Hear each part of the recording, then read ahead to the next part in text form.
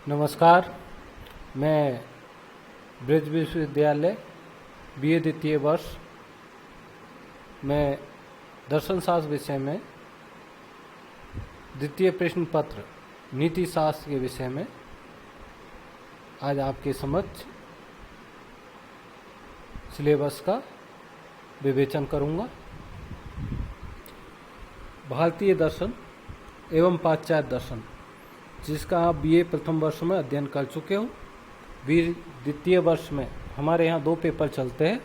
प्रथम पेपर तर्कशास्त्र अथवा लॉजिक है और द्वितीय प्रश्न पत्र नीति शास्त्र अथवा एथिक्स है।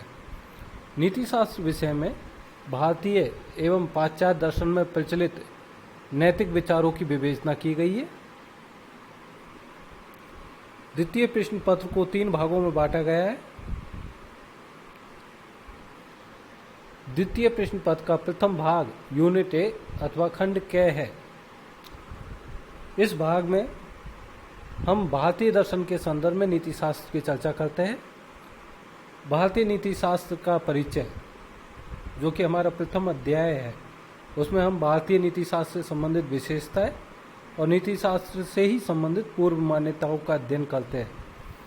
साथ ही प्रथम अध्याय में हम कर्म सिद्धांत की भी चर्चा करेंगे, जिससे आप सभी विदित होंगे कि मनुष्य जिस प्रकार के कर्म करता है उसे उसी प्रकार के फल प्राप्त होते हैं।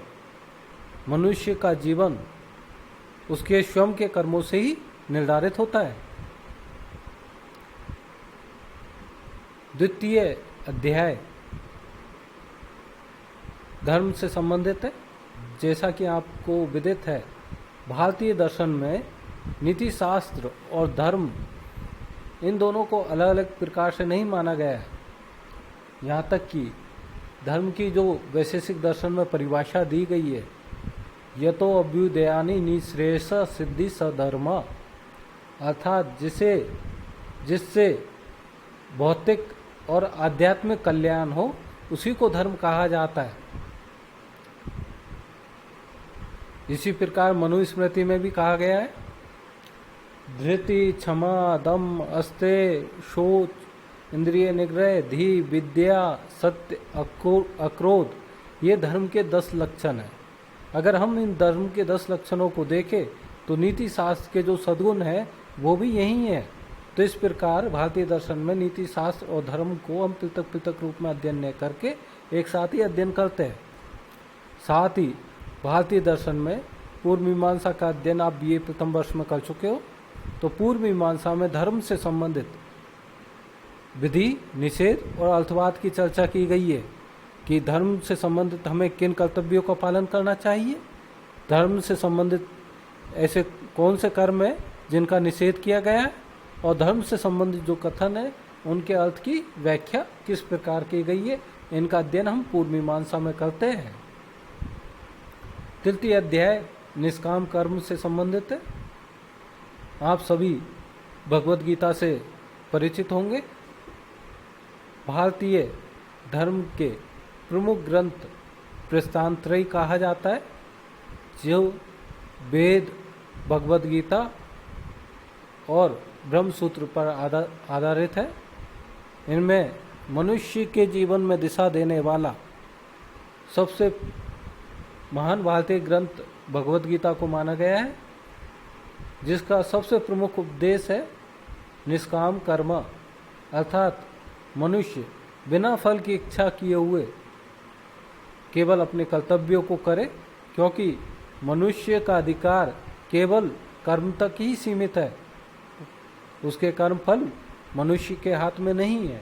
इसलिए कर्म फल की इच्छा का त्याग करके मनुष्य को केवल अपने कर्तव्यों का पालन करना चाहिए। तो इसके बारे में हम तृतीय अध्याय में विस्तार से विवेचना करेंगे। यूनिट ए का जो अंतिम अध्याय है वह है पुरुषार्थ और इनके बीच अंतर संबंध और पुरुषार्थ के साधन। पुरुषार्थ अर्थात मनुष्य जीवन जीता है, तो मनुष्य के जीवन का उद्देश्य क्या है। तो भारतीय दर्शन में 4 पुरुषार्थ माने गए हैं: धर्म, अर्थ, काम और मोक्ष।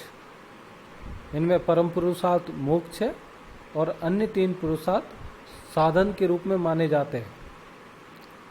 तो इन 4 पुरुषार्थों की परिभाषा क्या है, इन 4 पुरुषार्थों के बीच में अंतर संबंध क्या है, साथ ही धर्म, अर्थ, काम और मोक्ष की प्राप्ति के साधन क्या है, इनका विश्लेषण हम चतुर्थ अध्याय में करेंगे। इसके पश्चात यूनिट बी अथवा खंड ख, इसमें हम भारतीय एवं पाश्चात्य दर्शन दोनों के संदर्भ में नीति शास्त्र की चर्चा करेंगे। प्रथम 2 अध्याय भारतीय नीति शास्त्र से संबंधित है और इसके अंतिम 2 अध्याय पाश्चात्य नीति शास्त्र से संबंधित है। तो भारतीय नीति शास्त्र के जो 2 प्रथम अध्याय है वह हैं बौद्ध दर्शन और जैन दर्शन में प्रचलित नीति शास्त्र से संबंधित विचार। बौद्ध दर्शन और जैन दर्शन इन दोनों का उद्गम वैदिक धर्म में आई हुई बुराइयों के निराकरण के लिए हुआ। तो इस प्रकार वैदिक कर्म कांड के विरुद्ध जीवन को दिशा देने के लिए बौद्ध नीति शास्त्र और जैन नीति शास्त्र का उदय हुआ है। बौद्ध नीति शास्त्र में हम 4 आर्य सत्य और अष्टांगिक मार्ग की विवेचना करते हैं।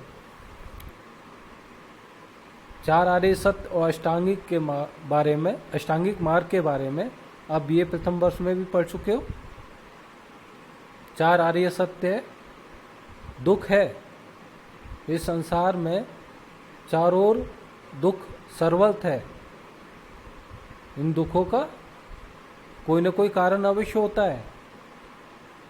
दुखों का निराकरण है और दुखों के निराकरण का मार्ग है जिसे अष्टांगिक मार्ग कहा जाता है। तो इस प्रकार बौद्ध दर्शन में 4 आर्य सत्य और अष्टांगिक मार्ग की विवेचना का विस्तार से हम यहाँ अध्ययन करते हैं। द्वितीय अध्याय जैन नीति शास्त्र से संबंधित है, जिसमें हम अनुव्रत और महाव्रत का अध्ययन करते हैं। अब अनुव्रत और महाव्रत कोई 2 अलग अलग व्रत नहीं है, वरन जीवन जीने का ऐसा मार्ग है जो सन्यासी और गृहस्थ दोनों के लिए पृथक पृथक रूप से बताए गए हैं। गृहस्थ मनुष्यों के लिए अनुव्रत की जैन धर्म में स्थापना की गई है और सन्यासियों के लिए जैन दर्शन में महाव्रत की स्थापना की गई है। जैन दर्शन में 5 महाव्रत है: अहिंसा, सत्य, ब्रह्मचर्य, अपरिग्रह, अस्तेय। तो इस प्रकार 5 महाव्रतों को ही जब कोई जैन साधक या सन्यासी अध्ययन पालन करता है तो उसके लिए कोई भी छूट प्रदान नहीं की गई है। जैन दर्शन में सन्यासी अपने पास कोई भी संपत्ति नहीं रख सकता, लेकिन गृहस्थ मनुष्य को अपने परिवार के पालन पोषण करने के लिए सीमित रूप से संपत्ति ग्रहण की अनुमति यहाँ पर दी गई है। तो इस प्रकार गृहस्थ मनुष्यों के लिए अनुव्रत और सन्यासी मनुष्यों के लिए महाव्रत की जैन दर्शन में विवेचना की गई है। अब 7वां जो अध्याय है यह पाश्चात्य दर्शन में नीति शास्त्र का स्वरूप और क्षेत्र से संबंधित है कि पाश्चात्य संदर्भ में, पाश्चात्य दर्शन के संदर्भ में नीति शास्त्र कहते किसे, नीति शास्त्र का क्या स्वरूप है, नीति शास्त्र का क्षेत्र क्या है, नीति शास्त्र का उदय कैसे हुआ। तो इन सब के बारे में हम इस अध्याय में पढ़ते हैं। 8वां अध्याय है नीति शास्त्र का परिचय, अर्थात पाश्चात्य दर्शन में प्रचलित नीति शास्त्र की प्रमुख विशेषताएं कौन कौन सी है और पूर्व मान्यताएं कौन कौन सी है। इस प्रकार हम यूनिट बी में इन 4 अध्यायों के बारे में विश्लेषण करते हैं। अब हम अंतिम खंड ख के बारे में चर्चा करेंगे, जिसमें 5 अध्याय दिए गए हैं। पहला जो अध्याय है वह है प्रयोजन मूलक नीति शास्त्र। जैसा कि नाम से विदित है कि मनुष्य जो भी कर्म करता है वह निरुद्देश्य नहीं होता, उसके पीछे कोई न कोई प्रयोजन अथवा उद्देश्य अवश्य होता है। तो ऐसा नीति शास्त्र जो किसी कर्म के पीछे कोई न कोई उद्देश्य मानता है उसे प्रयोजन मूलक नीति शास्त्र कहा जाता है। स्वार्थवाद, सुखवाद और उपयोगितावाद के बारे में हम यहाँ पर चर्चा करेंगे।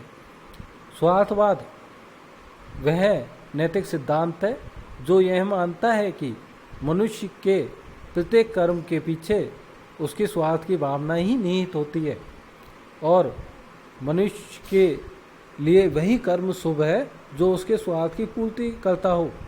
अर्थात मनुष्य को वही कर्म करना चाहिए जो उसके स्वार्थ में सहायक हो। जबकि सुखवाद मानता है कि मनुष्य के प्रत्येक कर्म के पीछे सुख की भावना निहित है, अर्थात वह केवल ऐसे कर्म करना पसंद करता है जो अंततः उसके सुख की वृद्धि में सहायक हो और ऐसे कर्मों से बचता है जो दुखदायी हो। सुखवाद के अनुसार प्रत्येक वह कर्म शुभ है जो सुख की वृद्धि करता है और प्रत्येक वह कर्म अशुभ है जो दुख की उत्पत्ति करता है। और तृतीय अध्याय उपयोगितावाद है जो कि अमेरिकी दर्शन में बहुत प्रचलित रहा है। उपयोगितावाद के अनुसार वही कर्म शुभ है जो अधिकतम व्यक्तियों के अधिकतम सुख को उत्पन्न करता है, अर्थात यह बृहत पैमाने पर पूरे समाज के लिए कल्याणकारी कार्यों पर जोर देता है, न कि व्यक्तिगत हितों की पूर्ति पर। तो अधिकतम व्यक्तियों के अधिकतम सुख को प्रदर्शित करने वाला सिद्धांत उपयोगितावाद है। इस अध्याय में हम इनका विस्तार से विवेचना करेंगे। जो हमारा अगला अध्याय है कर्तव्य मूलक नीति शास्त्र, इसमें हम कांट के नीति शास्त्र संबंधी विचार पढ़ेंगे। कर्तव्य मूलक नीति शास्त्र किसी भी कर्म के पीछे निहित प्रयोजन को महत्व न देकर वह कर्तव्य की भावना को महत्व देता है कि मनुष्य को अपने कर्तव्यों का पालन किसी सुख की प्राप्ति के लिए नहीं, किसी स्वार्थ की प्राप्ति के लिए नहीं या सामाजिक हित के लिए नहीं, वरन केवल कर्तव्य की भावना समझकर अपने कर्तव्य करना चाहिए। तो कांट का कर्तव्य के लिए कर्तव्य इस सिद्धांत की हम विस्तार से यहाँ पर विवेचना करेंगे। 11वां अध्याय अंतःप्रज्ञावाद, जिसमें नव अंतःप्रज्ञावाद संबंधी विचारों को छोड़ दिया गया है। तो इसमें हम जो प्राचीन अंतःप्रज्ञावाद सिद्धांत है इसके बारे में विभिन्न दार्शनिकों के मतों की विवेचना करेंगे। अंतःप्रज्ञावाद यह सिद्धांत मानता है कि प्रत्येक मनुष्य में एक ऐसी अंतःप्रज्ञा होती है, एक ऐसी अंतरात्मा होती है जो उसे यह बताती है कि हमारे कौन से कर्म उचित है और कौन से कर्म अनुचित है। तो ऐसी जो भावना होती है उसके बारे में हम अंतःप्रज्ञावाद में विस्तार से विवेचना करेंगे। 12वें अध्याय में हम यूनानी दर्शन में प्रचलित सद्गुण संबंधी नीति शास्त्र की चर्चा करेंगे, जिसमें सुकरात, प्लेटो और अरस्तु के सद्गुण संबंधी विचारों की विवेचना करेंगे, जिनके बारे में आप बीए फर्स्ट ईयर में भी थोड़ा बहुत पढ़ चुके हो। और अंतिम अध्याय दंड के सिद्धांत है, अर्थात मनुष्य जो भी कर्म करता है तो उसे उसके कर्मों के अनुसार फल भी मिलना चाहिए ताकि सामाजिक व्यवस्था बनी रहे। तो दंड है क्या, दंड की परिभाषा क्या है, दंड क्यों दिया जाना चाहिए, वर्तमान समय में क्या मृत्युदंड प्रासंगिक है, इसके बारे में हम दंड के सिद्धांत में विस्तार से विवेचना करेंगे। तो आज हमने बीए द्वितीय वर्ष में द्वितीय प्रश्न पत्र नीति शास्त्र के बारे में संक्षेप में विवेचन किया है। अब अगले वीडियो में हम अध्यायवार आपको इसका विवेचन प्रस्तुत करेंगे। आपने इस वीडियो के लिए इतना समय दिया, उसके लिए बहुत बहुत धन्यवाद।